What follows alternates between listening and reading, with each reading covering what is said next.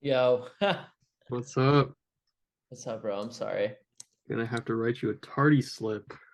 I mean, at least it's hard to slip. Probably more, right? I don't know, man. That's like that's one write up, two more crispy write ups. I mean, shit. It may be Prowler season for me. Prowlers, yeah, can't forget about those.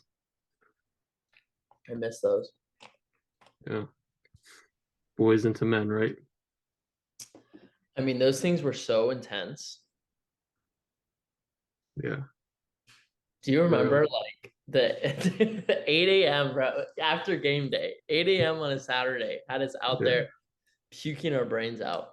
shit's crazy. Yeah, and we'd always be thinking like, oh, is the grass gonna be wet? Is it gonna be dry? Because when it was wet, the shit just flew, and then yeah, And I would like strategize what I ate. Well, I wouldn't eat anything in the morning. Did you eat mm, would you ever eat in the morning? no. No, I No, could never eat in the morning. My mom would make me like a fucking like a chocolate milk because I was trying to gain weight and like I'd try to on the way to the lifts, I would try to like sip on it. I couldn't even get a sip down. Like I couldn't eat in the mornings at all, even if I tried. dude, yeah, and the anxiety it brought you. I mean, Yeah, me. yeah. I could some of the nights I couldn't sleep. Yeah, you're just like, well, I'm gonna be fucking throwing up Yeah. in Did you less ever than. throw up? You know what? I never actually vomited from it. Did you? Hmm. No, no, I never actually did either. It's But I could interesting. have, I could have, if I really wanted to, like, I could have vomited. Yeah, yeah. It's just crazy because now I know the science behind it. It's like when you get in that state, it pulls blood out of the digestive tract into the muscles, and then you can't digest the food. So that's actually why you throw up. It pulls blood, Yeah, because you blood only from have your a digestive. finite, there's a finite amount of blood in your body at any given time. And then when you're in a rest and digest state, it's in the GI tract out of the muscles. And then you pull it into the muscles, it goes out of the GI tract, and then your body like thinks it's being poisoned. So Wait, so why does it leave the digestive tract? Because your body's in like a state of like fight or flight. fight or flight, yeah, you need it in the muscles. Because you're extraining so much energy. Yeah, you need it to contract. So like you get the pump, you work out, you get the pump, it like helps with movement. You pull it out of the GI tract into the muscles. Holy shit. Okay. Interesting. What other phenomenons drive that? Like fear? Um, fear, yeah, the whole like psychological, it's basically fight or flight. Like you have your sympathetic state, your parasympathetic state. Sympathetic is like chilling, like you're just on the couch, big belly, just chilling. And then no, paras Other no, sorry, other yeah, sympathetic is like fight or flight, like you're trying to fight, and then parasympathetic is you're just chilling. And yeah, parasympathetic, you're gonna have a lot of blood in the muscles and vice versa. parasympathetic. So there's fight, flight, and then there's freeze, right? Yeah, I learned that that in would psychology 101. So I don't is know. it at LMU. Yeah, I don't, yeah. Nice. That's good stuff. That leads me to the intro. So I'll just go ahead and say it for those people listening. So everyone, welcome to the Ryan Dosa podcast. Today I'm joined by Billy Oxley. Billy is an online content creator. He writes for Milk Road, the largest newsletter in crypto. He sends out a 60-second weekly newsletter every week, and he holds a degree from LMU. Ladies and gentlemen, I give you Billy Oxley. Billy, how are you today? Dude, I'm doing great. I miss you. I haven't seen your face in I don't know how long it's been now. I mean, I see it on Instagram, but I don't think we've spoken and besides exchanging Instagram messages and Twitter messages and in years. Yeah, man. Yeah, it's a pleasure. It's nice to see your face as well. You've been all over the map. You've been so you graduated from LMU recently. That was really cool. And now you're in New York of all places. That's great. I never thought you would end up there. What brought you out there? Yeah, I mean, honestly, I never really thought about my location much, right? Because when I graduated Crespi, I went to Loyola. And my thought process there was I grew up in LA, we meet all these people in Los Angeles, parents are business people, entertainers. And I was like, okay, I'll continue to grow this network in LA. and did my 4 years there. And then after that, I mean, like I joined a startup in LA, and like all my friends are there and my whole life is there. And so I was just kind of doing my thing. I got a girlfriend, and I don't know. I just didn't, think much of, like, I didn't travel that much either growing up. So I never like was a huge person. Like I needed to be somewhere else. But then I just realized, like, I took a trip to New York in June, and I just loved it, man. The energy, like just walking around here, people are like super excited about life. You get all different types of people. Like I walk down to the store, I'm with like Yemenis people working at the bodega, and then like I walk outside and there's like a writer at the coffee shop, and then there's like a crypto dude at the at like the bar. And I think it's a really like cool environment. You get to learn a bunch of different things. So dude, I love New York. Have you spent time out here before? No, man. The furthest east I've been is Colorado. Dude, that's that's not, yeah, that's pretty west. Yeah, I don't know. Skiing in Colorado. But yeah, no, I've never been out there. I've never been out there. I do want on my bucket list is Walt Disney World. So probably hit that up very soon. But yeah, man, it's crazy. And then you said you joined I think you said a crunch out there. Yeah, because that was like a priority, like I need to have a good gym situation out here. And there's one like 0.3 miles away. And I always was an LA fitness guy in LA. Mm-hmm. I gotta say though, LA fitnesses are they're, let's be honest. They Yeah, got you can they be got honest. everything Yeah. you need. They got Yeah, yeah. everything. Let me just say this right now. You're on this podcast to be honest. You're not, on here to. This is Well, a. LA fitness is Just a let it flow, man. Just let it flow.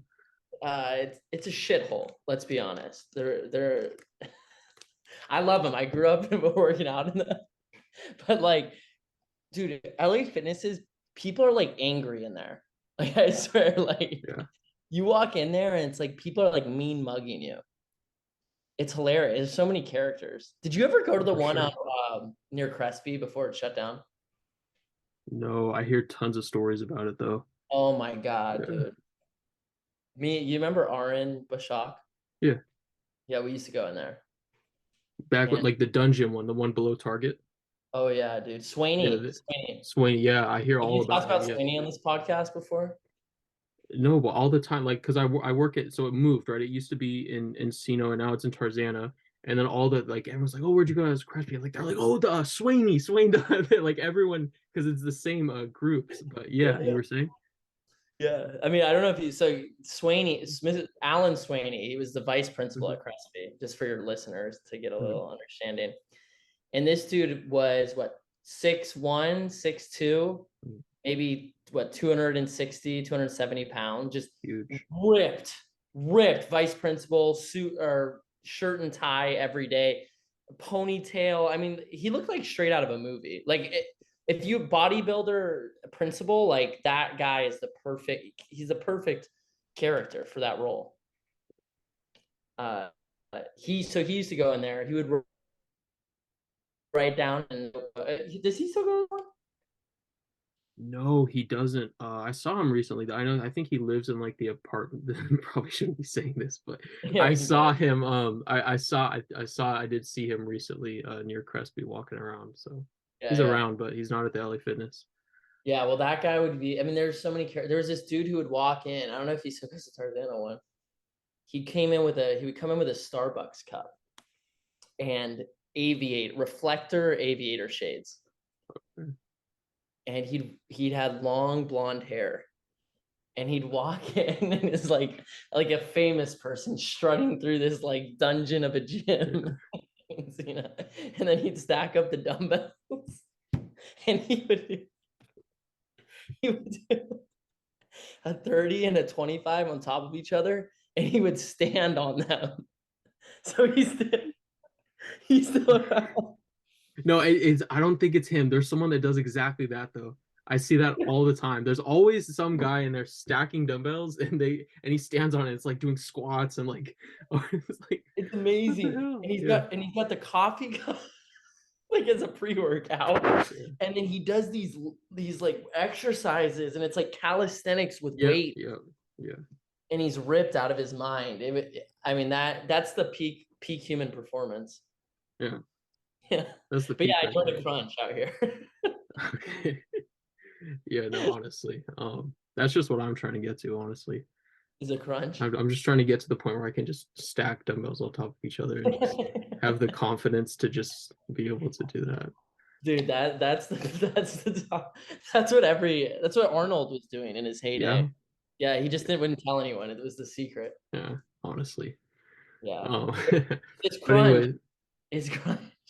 It's like a little more expensive, and it's really nice. Like I've never really had like a nice gym before, is what I was trying to make the point. So it's nice to like, even if I'm not gonna work out one day, it's just nice to like go in there, go in the sauna, take a shower, get out of the house.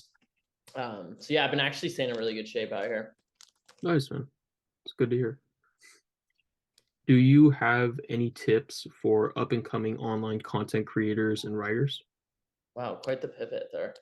Uh, I mean, I'm still trying to figure out my stuff, to be honest. In terms of like, I guess like it's good to like start from like the beginning, right? Like what I would do if I started today. And first, you got to pick a platform, I think. Or actually, let's start over. First, I would identify like my niche, right? So I personally have done a really bad job at that. Who is your But niche?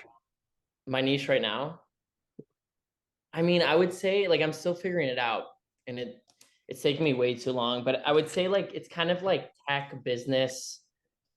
Um, yeah, it's like tech bro business, like self-help, that kind of, Okay. yeah. Yeah.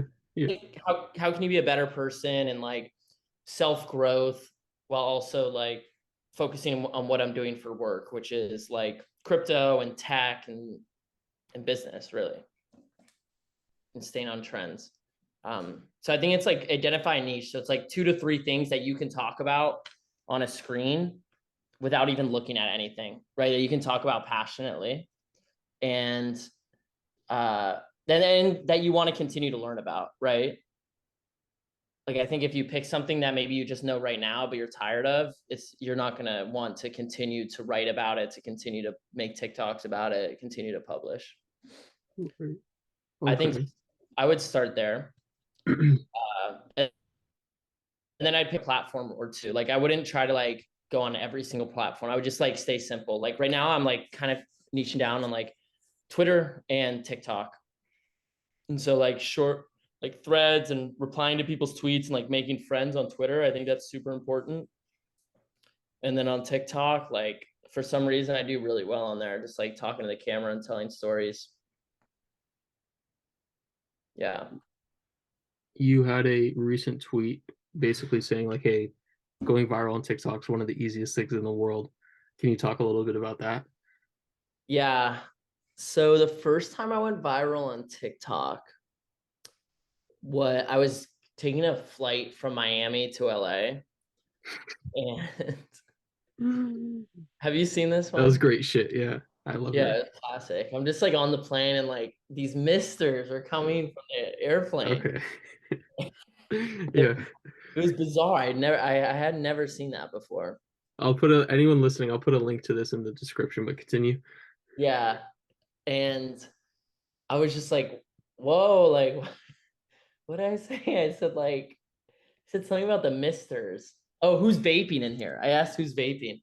And the flight attendant was like, that's not vape. That it happens in every humid place. And I was like, oh yeah, that's what we're telling people nowadays. And it went super viral. Like I got off the plane and had like 500,000 views in like the matter of like a few hours. And so I'm like, oh wow, like this TikTok thing kind of is pretty easy. And then since then, I've had like 5 videos go viral. Like one was like a Leonard Fournette tweet that I talked about. Another one was like my experience with the dating app Hinge. And so like basically what I found out about TikTok is if you can find a way to hook people for the first like 3 to 5 seconds and then tell just a somewhat compelling and interesting story, like it's going to go viral. So it's like you just have to pick something that like someone will want to watch, right? So like 5 tips on how you can go viral would be one of like based on this conversation. And as long as you can like tell somewhat of a coherent story for the next like 30 seconds to a minute, I think you can crush it. Like anyone can crush it. Yeah, I would agree. The more I kind of learn about writing, and storytelling is huge. It's not just the information you're presenting, it's how you present the information. Um, yeah, it's really I wonder though about the whole attention economy, because we know like attention is in a sense your most valuable asset. And it just, maybe I'm wrong, but it just seems like we're just like always just screaming like hey, look over here. We're always trying to get everyone's attention. And yeah, I mean, I'm not making the case for, you know, you really do, you kind of need to be on social media to, in a lot of careers, and to kind of make it. Um, but there's a really strong case for blocking out periods of, okay, like put the phone away, delete the app. How do you kind of manage that? Because I know, man, you're on social media like a lot. You have to be for your job. So how do you navigate?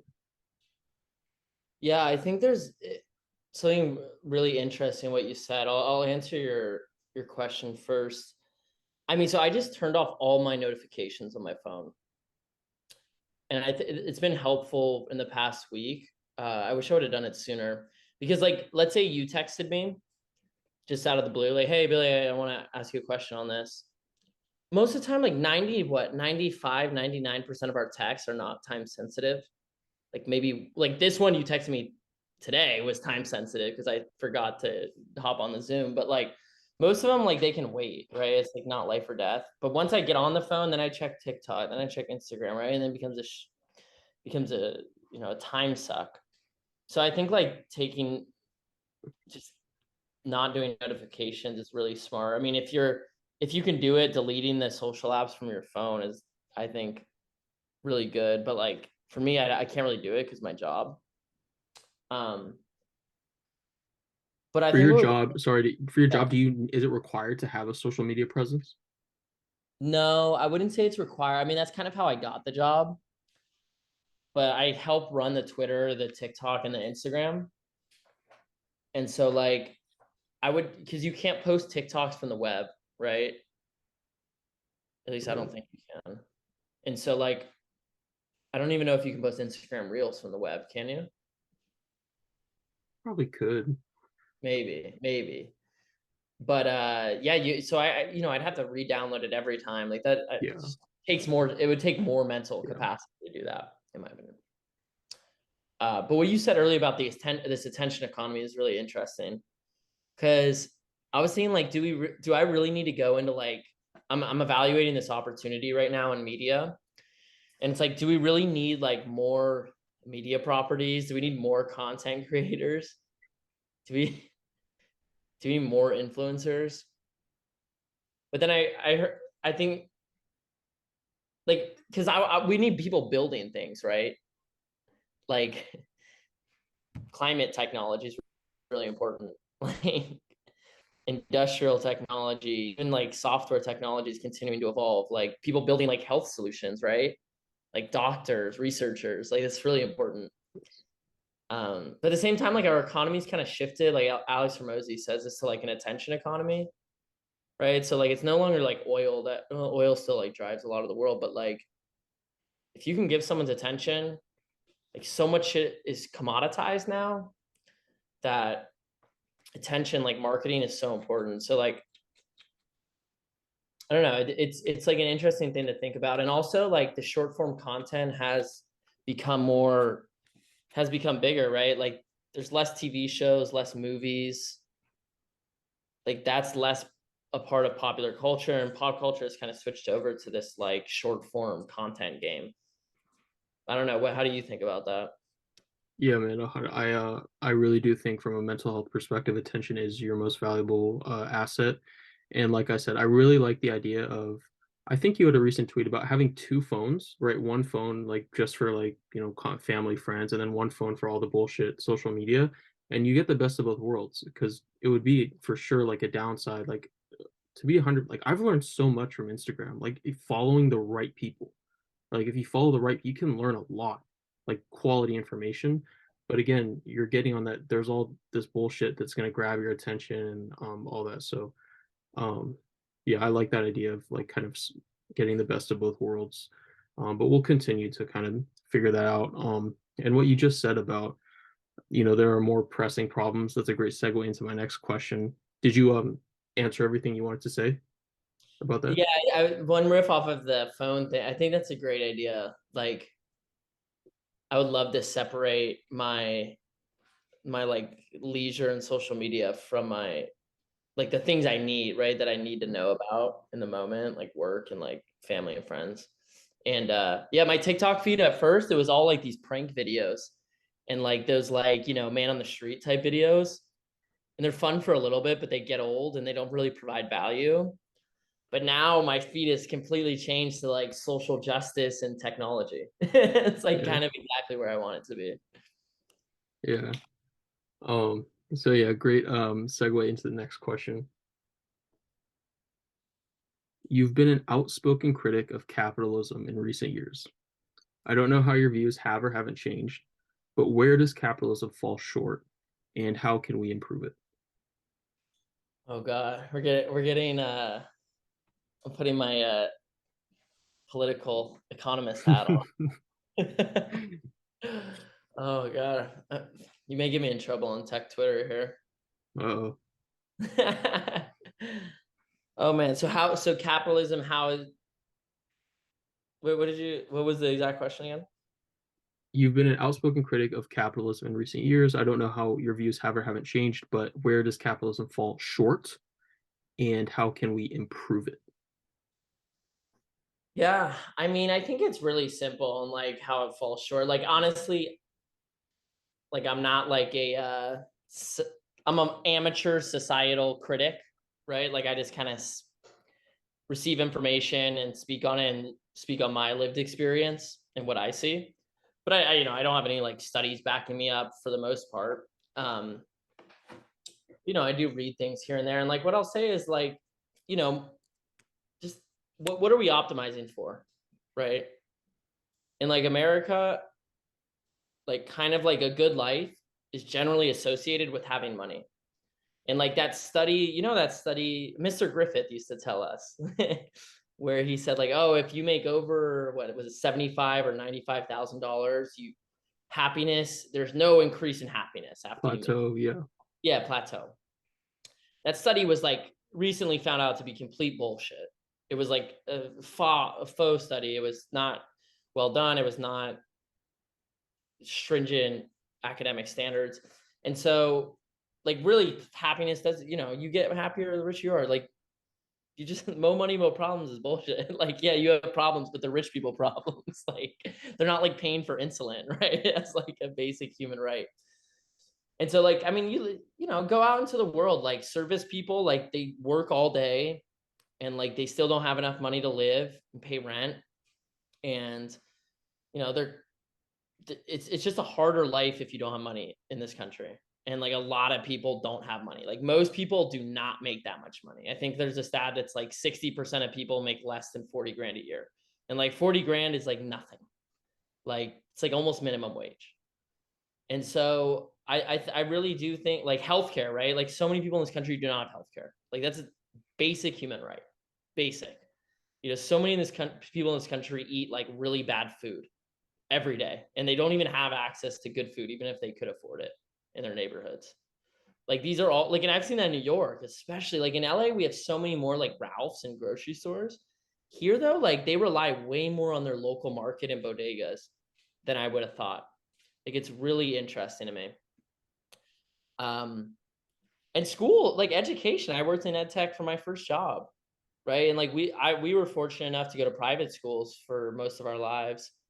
But these kids, that some of these school districts, I mean, even the kids graduating are like not being taught well. They're not in a great environment. Like a lot of these teachers don't care. A lot of these districts have so many other problems to deal with than just educating students.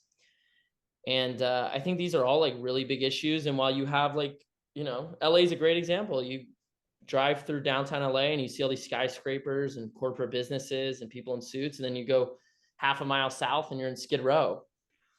And yeah, man, I think that, billionaires and like really, really rich people and corporations making billions of dollars, I think there's enough for them to redistribute some of that, and what form that is, I don't know. But I think a good start is like basic needs for pretty much everyone would be a good start. Housing, more housing controls, not letting Blackstone just buy up every house in the low income areas and spin them up and gentrify them. I mean, I think there's a lot. It's very loaded, and yeah, I don't know. It makes me want to go into politics, these type of issues, because I think they're important.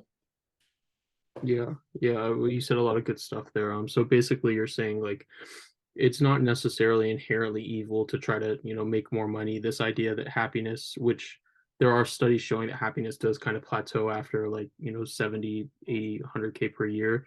Um, my understanding is, yeah, it depends. It depends on the person. Some people, they just really get off on that. They really like flying business class and they really like being kind of pampered. For those people, it does seem plausible that, okay, the more they go, they're just going to get, happier. I do think you have other personality types though, that once like their basic things are, they don't have to worry about food. They don't, I think from there on, it's just kind of going to be their passions kind of leading, like contributing to their happiness. Um, and yeah, my understanding is I think, I mean, compared to like socialism and, what happened in like, World War II and all that, it does seem to be, capitalism does seem to be the best system we have, but it seems to be very far from perfect. And like you alluded to some of those, kind of where it falls short. Yeah. I mean, you touched on two interesting points there. Is like, one is like some people really just love the idea of making money, and like, it's a reward system, right? Like it kind of rewards good behaviors for the most part, but it also rewards greedy behaviors, like private prisons. To me, there's no reason we need private prisons in the United States of America. Like prisons haven't even been shown. If anything, they create more crime. Like prison, you throw someone in prison, they don't like. It's not like, oh, okay, learn my lesson. Like, no, it's like their circumstances are why they committed their crime, and they're just going to go out and do it again because you just, you know, made their life a lot harder. That's a different conversation. Another part of feature of capitalism that makes it difficult. I mean, the Detroit Pistons owner, I was doing research on him. He took over his dad's family business, in like pharma, and he basically, the only reason he's a billionaire is he just raised prices on everyone. Like it's not like he started some. That's why all these billionaires, 100 millionaires. It's not like all of them came from rags to riches. Some of them did. A lot of them just took over businesses and price gouged their way to the top, acquired other businesses, right? Look, getting a little off track here, but like I think it can be like a positive reward system, and then like you create value for me, right? You create a good workout program, I buy it, I get healthier, you get richer. Great, working like it's supposed to. But I do think that the richer you get, though, the happier you get. Like I do think people who have like $1 million, make $1 million a year, are happier than someone who makes like 200 grand on average. Yeah, the data does kind of support that. It does kind of flatten out, but it does support that, millionaires are going to be happier than yeah. Yeah. And then on capitalism versus like another system, I mean, like Karl Marx was like a big proponent of capitalism, which like a lot of people don't understand. Is like he always thought that a society needed to do capitalism. They needed to go through a capitalist revolution before they could go through a socialist revolution, and then finality a communist revolution. And so like people, that's like a lot of people like to point to like Southeast Asia and like Latin America as like failures of communism and socialism, when in reality, like they never really solved their problems in the first place. And so they were never able to like evolve in any way, right? It's like if someone were to go work out and like they want to start hitting like the big three workouts before they even got like any sort of like mobility or in shape, right? Like you're going to get hurt. So I think there's a lot there, but like, I think there's a lot that can improve in capitalism, and like capitalism in America also has a lot of socialist qualities already, like Medicaid and welfare and Social Security. I mean, even look at like public parks, like anything public, the post office, NASA, like a lot of that is like you could claim is like the government. Yeah. Yeah. Yeah, man, it's like people say, capitalists will say that, the morality in capitalism is fundamentally built into the system, right? If I'm not holding in my end up on the deal, you don't have to pay me, right? And then so in that sense, it's cool. The thing that I've been grappling with a lot recently, and I want to run this by you. So I was reading, I have Alex Hormozy's book actually right here, $100 million offers. Are you? Yeah, you. Yeah, I'm familiar. Yeah, I'm familiar. So he's basically talking about how um it's this whole provide value. He has this whole value equation, right? It's like you have to give people what they want, you want to give it to them as fast as possible, and you want as little sacrifice as possible, right? The reason that Netflix and freaking Amazon are so successful is because they do exactly that, right? Amazon, you hit a button, whatever you want there the next day. Netflix, you just have a white, like whatever you want, boom, it's cheap, very little sacrifice. So he's talking about it basically human nature. You want to appeal to human nature, and that like he's saying how humans, we have these fundamental unchanging desires, and they are um so number one, to be perceived as beautiful, number two, to be respected, to be perceived as powerful, to be loved, to increase their status, right? And he really zones in on that. Like we all want to climb up this kind of social status hierarchy, and so any product that can help you to, like, this is why beauty products work. Like markets Yeah. going, oh, we'll make you look beautiful. This is why the fitness industry work. Hey, you'll look better, you'll be sexier, you'll get more respect, attention. And so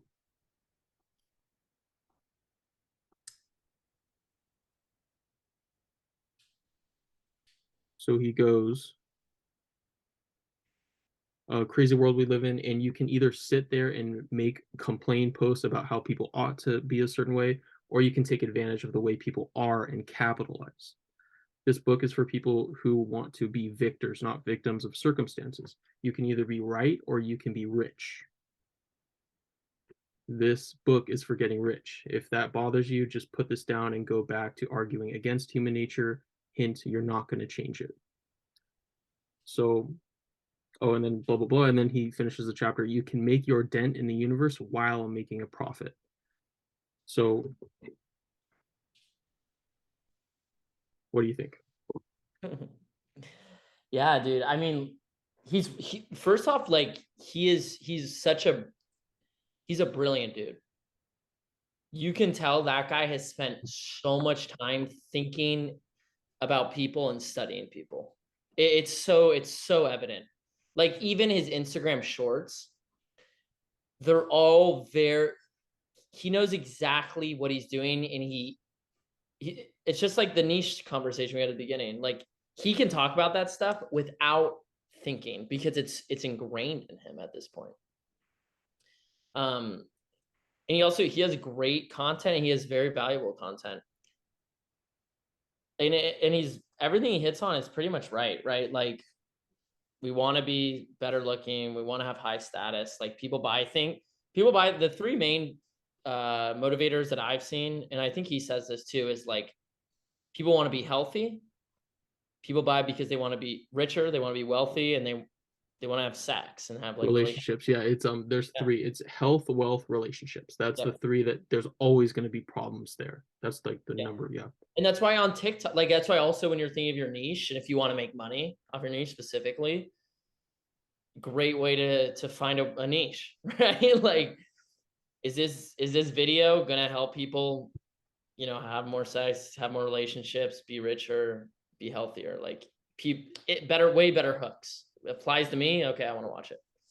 Now on a societal critique of that, right? Um, there was this interesting TikTok. I'll send it to you. Maybe we can put it up on the screen when you edit this. But it was this girl. She was crying because she has to work 40 hours a week, right? And then this blue collar looked like a lumberjack dude goes, "Oh, me and my blue collar friends would be laughing at you right now." And then it's a stitch by this young black kid who says like, "Oh, John Steinbeck has this quote where capitalism is either full of millionaires or people who think that this is part of their like millionaire story," right? So it's like there's millionaires and then there's people who think I'm working this job because this is part of my character arc to become a millionaire in America. And it's just days away or years away or whatever. I'm there. But at the same time, like people in the medieval times, like way back thousands of years ago, like we've always worked. We've always really like medieval, the average person worked 8 to 16 hours. So like this isn't a new phenomenon, right? Of like working. Like it's not like we didn't work in the past.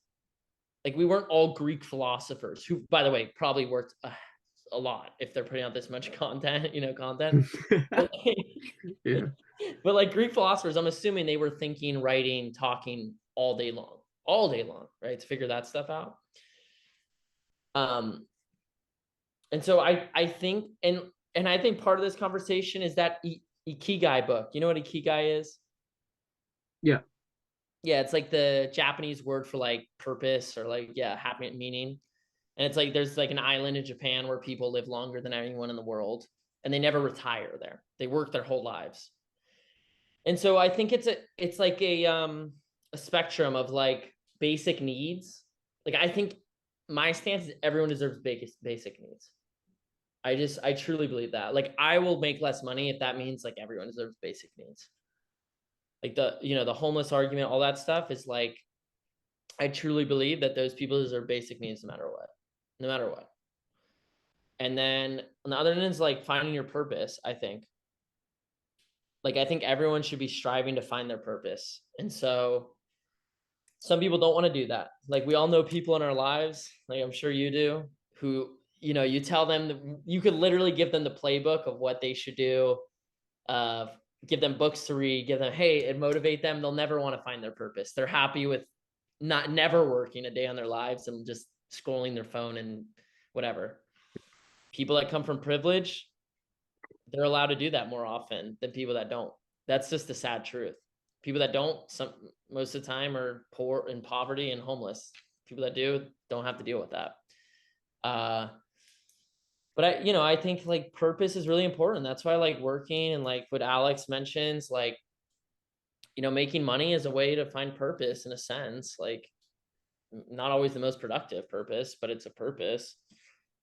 So yeah, I just think people should have basic rights.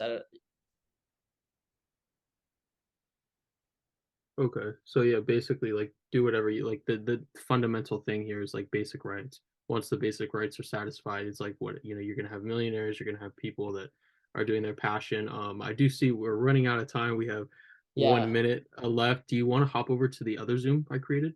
let's do it. Okay, cool. Yeah, I'll just So stop this one right here and see you there. is that one?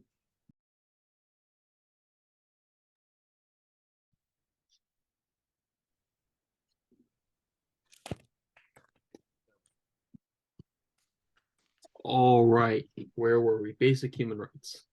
Yeah. So you were saying?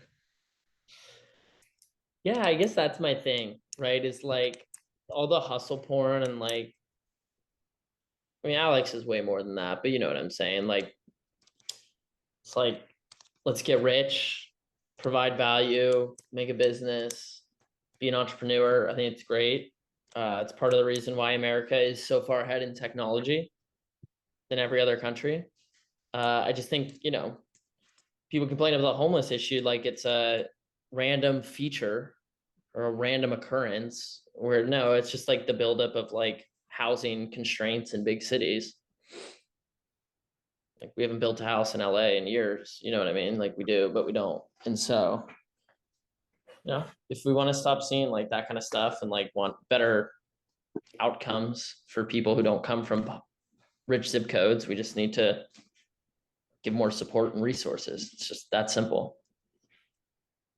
Interesting. Yeah, there's I don't know how familiar you are with the idea of effective altruism, which basically states that, try to get as rich as you can, like work for Google, do these big companies, and then fuck man, when at the end of the year, donate back like 30% of your income to the cause of your choice. Now it sounds good.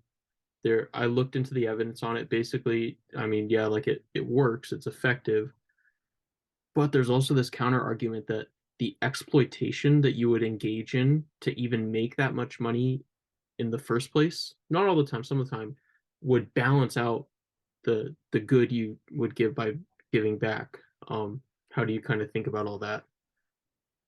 Yeah, that's why this gets complex. Like that's why, it's hard to hate on people, right? Like you don't.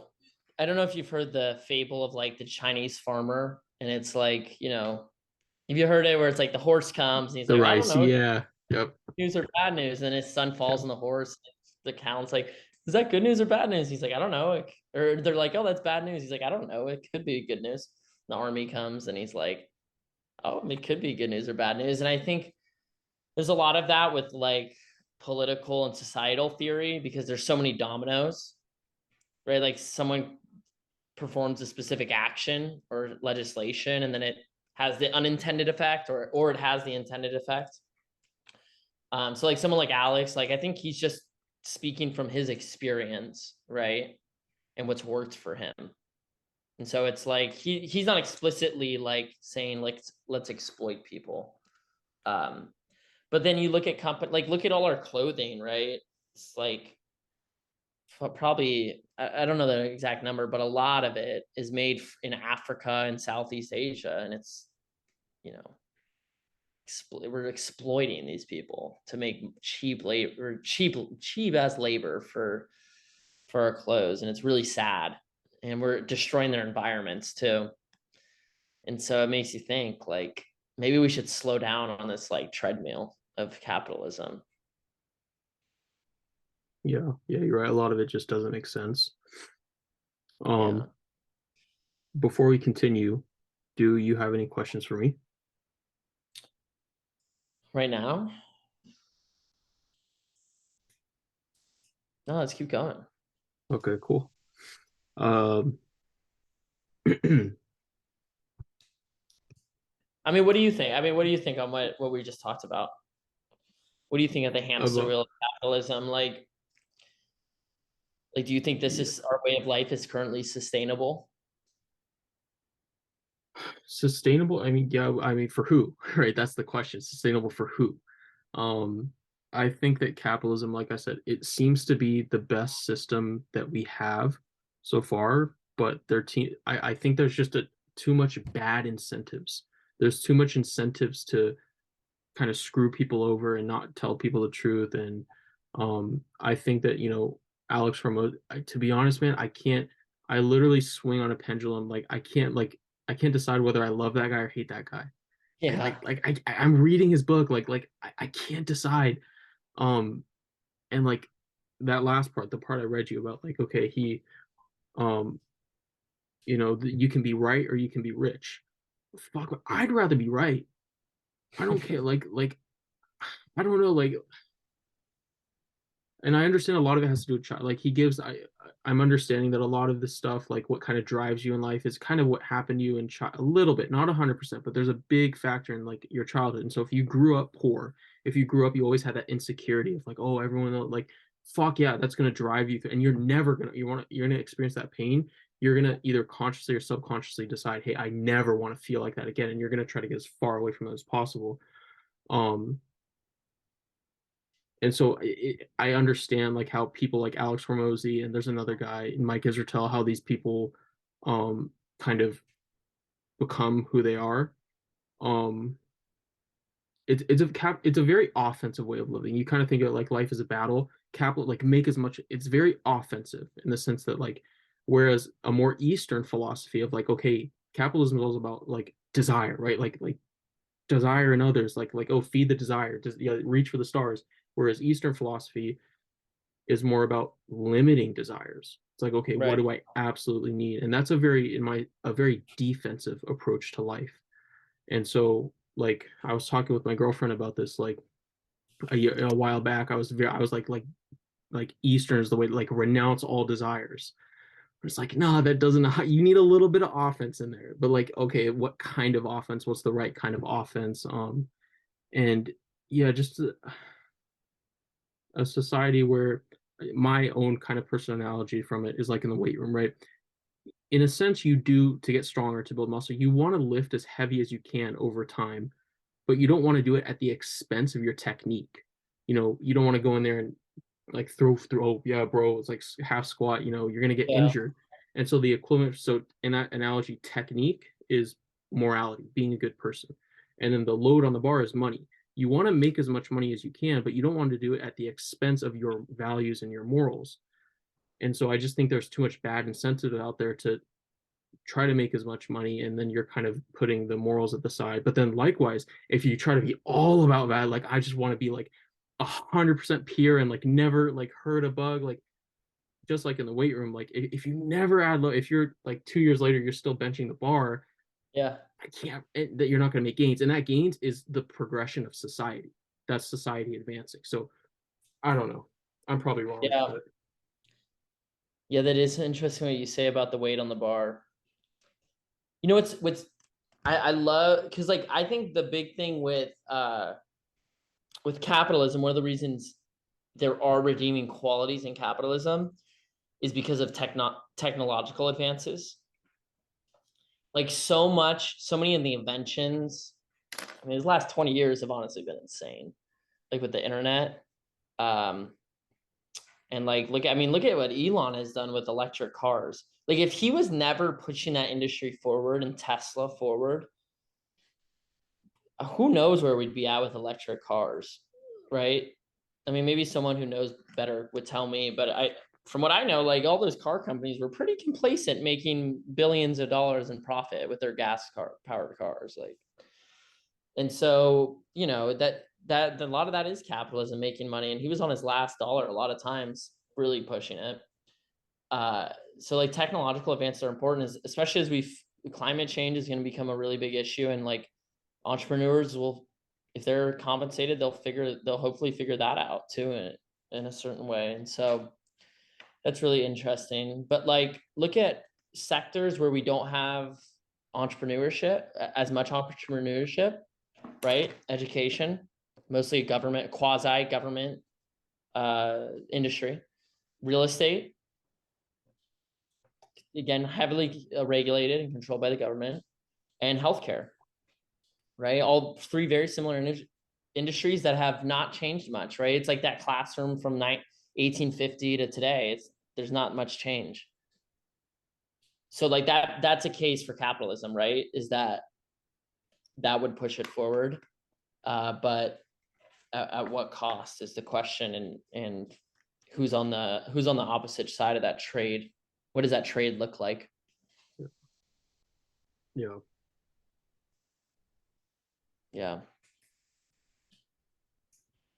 Billy Oxley, how should we live and why should we live that way?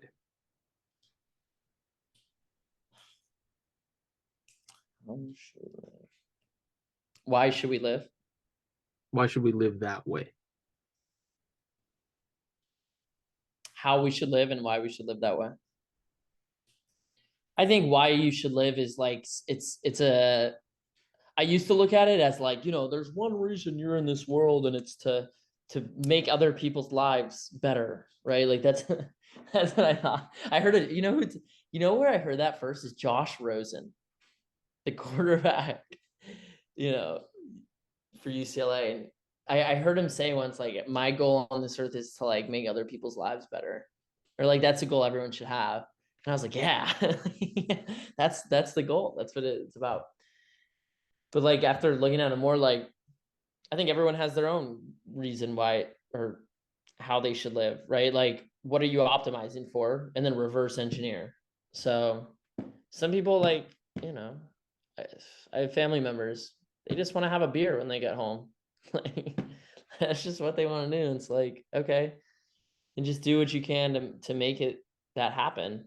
Like I can't determine that for you. And you're gonna have a different meaning of what your life is gonna be. You're gonna have a different way you look at it. Now, how I think you should do it, I mean, I don't know. I think you should just focus on becoming the person you want to be, which again is subjective. So it's like, I don't know if there is like an optimal way to live your life, right? Like, what is good at the end of the day? I guess that's like kind of like a postmodern way to look at the world, but there's really not. I think people like there again, like I think there's basic things like you should have ethics. You should have a sense of self. You should not hurt other people. I think there's very basic things everyone should live by. But beyond that, like if I wanted to have everyone live the life I lived, I feel like that would be pretty boring. And if I wanted to live the life that like, you know, that someone else had already lived, I feel like that'd be pretty boring too. I don't know. How do you think about it?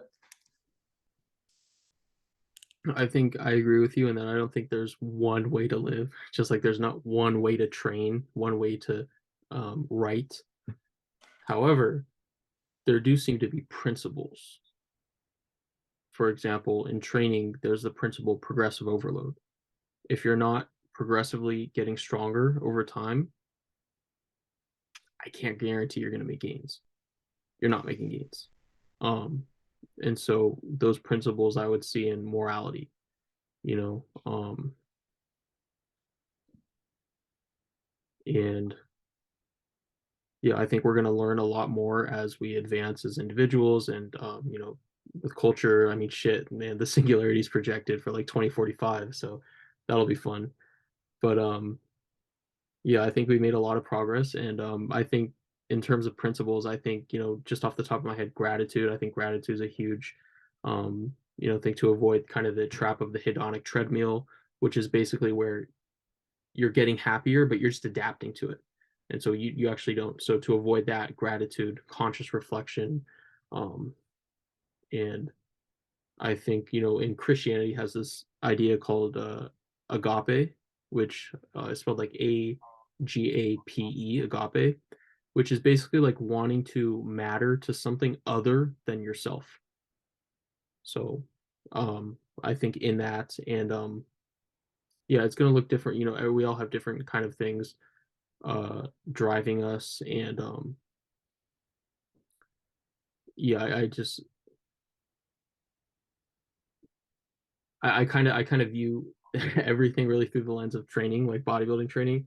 There's no right, like it's different for everyone. Different bodybuilders, like different, they train different based on their genetics, their like limb lengths and their muscle insertions and what they need to bring up. But if you really study it, like I have the last week, there's principles you can see the most successful bodybuilders all kind of adhere to. They might do it a little differently, but there are these kind of overarching principles.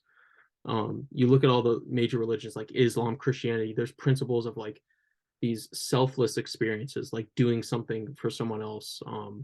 There's these principles that you can pull out, and then likewise there's things, probably bad things that you should avoid, like flying a plane into the World Trade Center. Like that's probably objectively bad. Like, so Yeah, but but yeah, a lot of people from that part of the world would say we deserved it, for better or worse, right? Obviously, I don't think that's the right way to deal with problems, but U.S. military, number one kill machine in the world. yeah. I think one thing you said is interesting too is that you before agape you said basic principles. Okay, I'm backtracking here.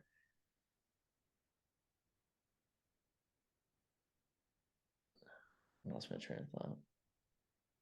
There's like these basic principles that you can kind of peel out.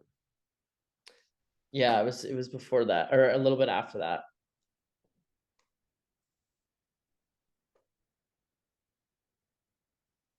Give me a second.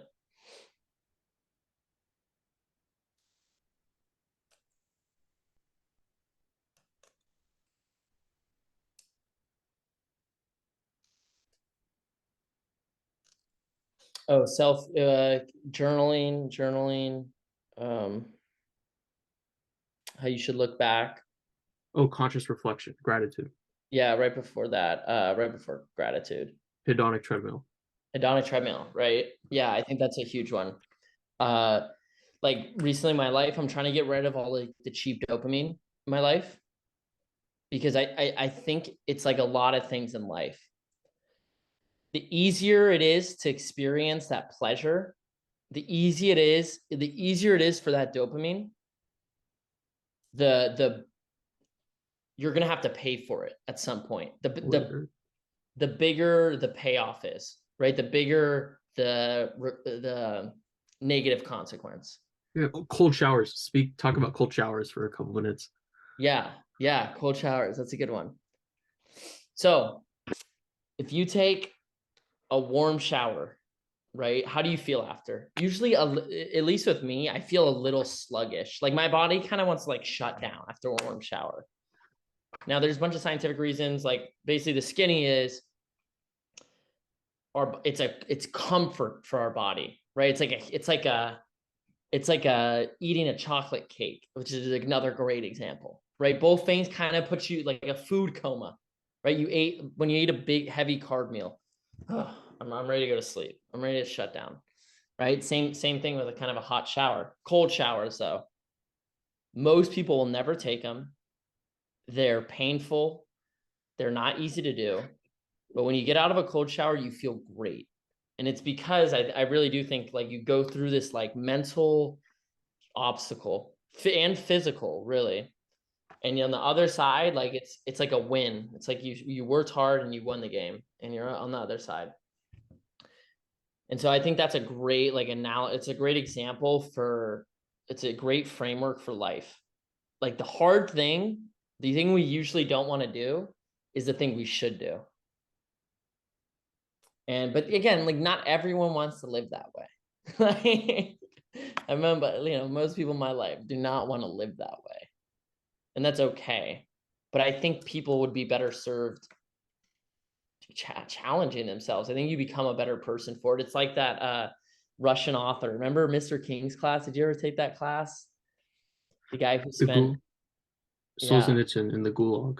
yeah, Solzhenitsyn and the Gulag. He said those 7 years were like the best 7 years of his life, and they were the most spiritually enlightening time. And he says he thanks God that he went through it rather than not going through it, which sounds absolutely insane. Like 7 years of pretty much like near death, 24/7. You're on the brink of death. And he said, "Yeah, thank God I did it."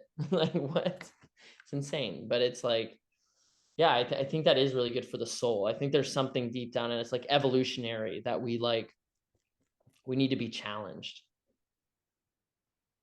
Yeah, yeah, you see that theme a lot. Nietzsche writes about that, how he's the most indebted to the hardest years of his life for kind of it's the pain that drives you, forward. Yeah. Last question. What is the worst city in the US and why is it San Diego? Okay. San Diego is the well. First off, San Diego attracts all these people who want to move to Southern California and are too racist to live in LA. And so they say, okay, I can't live in LA. I'm going to move to San Diego, right? Because San Diego has more white people. It has the military influx. It's considered safer, more beautiful because there's more white people. And so you get these people, and then you just get all these jarheads and military people, and it's just the worst mix of people on the planet. But honestly, though, I don't think San Diego is the worst city in the US. I think it's the I wasn't sure. I was like, is he joke? I don't know. Is this a joke or what? I think it's the worst big city in the US. One of the worst. I think it's a clown city. If anyone's ever been there, it's like not like a real city. It's like a suburb, really, kind of like LA in a sense. But fuck, the worst. What's the worst city you've been to? I'm trying to think of the worst city I've ever been to. Like I'm just like, wow, this place sucks. Nothing off the top of my head. I thankfully have been to like a lot of good places. Because California has a lot of good cities. It's hard to complain. That was your last question? Flame in San Diego? Most important one, man. People want to know. People want to know what you have to say about San Diego. I'm not a fan. I'm not a fan. It is Yeah. beautiful though. It is nice. Great weather too. Good Mexican food. Yeah, well, awesome, man. Listen, thank you for hopping on with me. It's been a pleasure. I've been loving it. You've been putting out great content. I've been loving it. And so yeah, for everyone listening, I'll put links to Billy's social medias in the description, along with the plain TikTok. You can go check that out. Billy, is there anything you want to say to the listeners? Oh man. You're a great guy. That's all I gotta say. Just follow Ryan Dosa to greatness, and we'll be in a good spot. And go Celts. Go Celts. That's Yeah. what, yeah. That's who I would follow. I would follow the Crespi account before you follow me. But yeah, all right, guys. Thank you for listening. And yeah, it's been a pleasure. Thank you, Billy. Peace. All right, man.